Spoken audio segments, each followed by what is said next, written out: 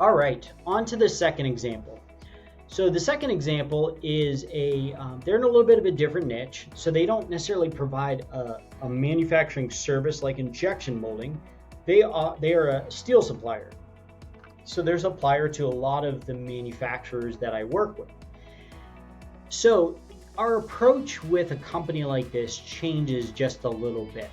So when you have a service like injection molding, there's a good chance that we could serve people in a very, very broad geographic area.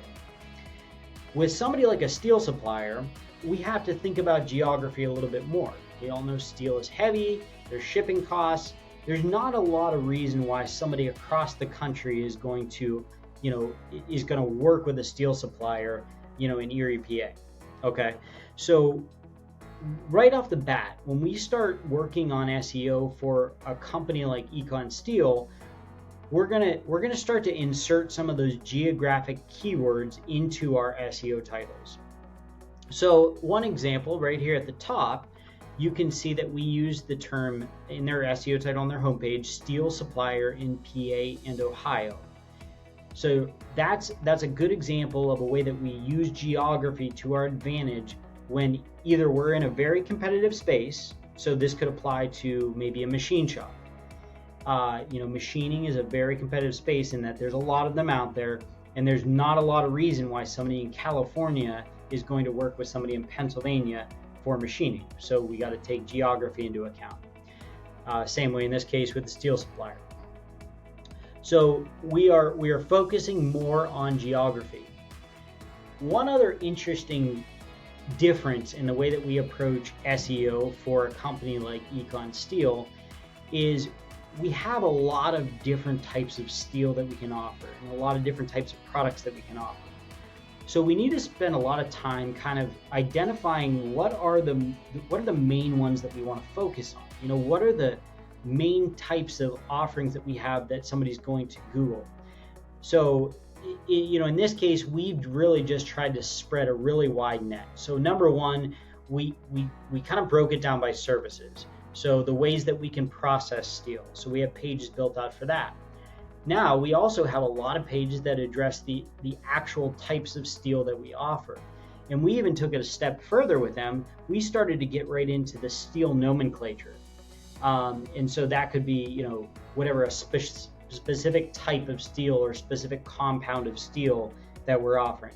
So in this case, we really want to spread a wide net, and realistically speaking, we're getting clicks and impressions on each one of these types of steel that we offer, each one of the the compounds of steel that we offer, and each one of the services that we offer.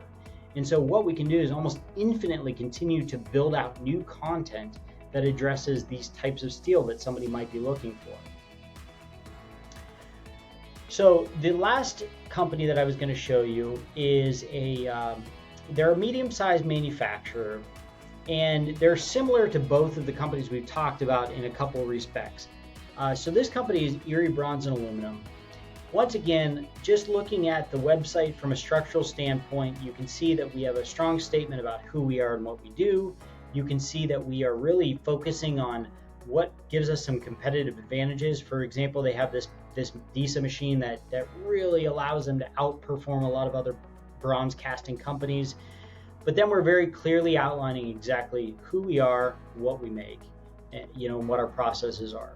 And then if you dig a little further, you can see that we have pages that are optimized for the keywords that we want to rank for. So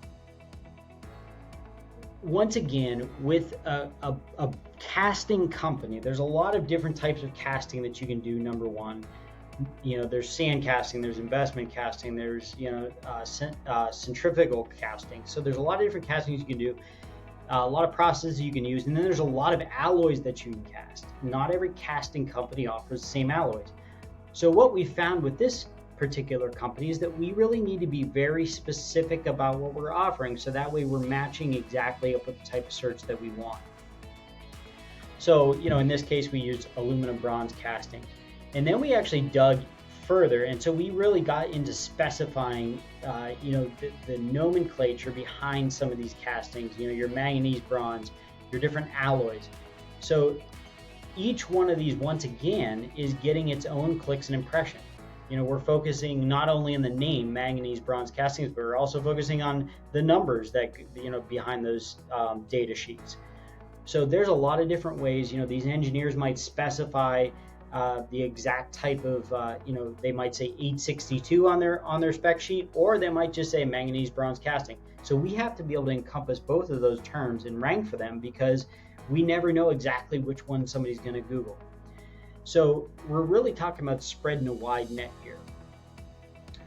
So just to review, your non-negotiables, if you are a manufacturer of any size, is to have a really good, compelling website that builds your credibility, that clearly displays what your offerings are and has good user experience. The second thing that is a non-negotiable is having good pages that encompass the keywords that you want to rank for. The third non-negotiable is having your tracking in order. So how are you tracking your data? I gave you one really good tool that you can use to do that, Google Search Console. If you're going to sign up for Google Search Console, I would also highly recommend that you sign up for Google Analytics. This is going to give you a little bit more detailed information about different traffic sources. And this is a whole other topic. You could spend days on Google Analytics, but just suffice to say that you want to go ahead and sign up for it and make sure that you are starting to track some of the basic information. You can see, for example, how much of your traffic is coming from organic search, how much of it is coming from direct search. So direct is just when somebody goes right up to the top of the browser here and types in your website address. How much of it is referral? So that's people that are maybe seeing you in a directory somewhere and getting to your website like that. And then you've got your paid search. And so that's what I demonstrated to you before. That's your pay-per-click advertising up there at the top. Hope this was helpful for you today.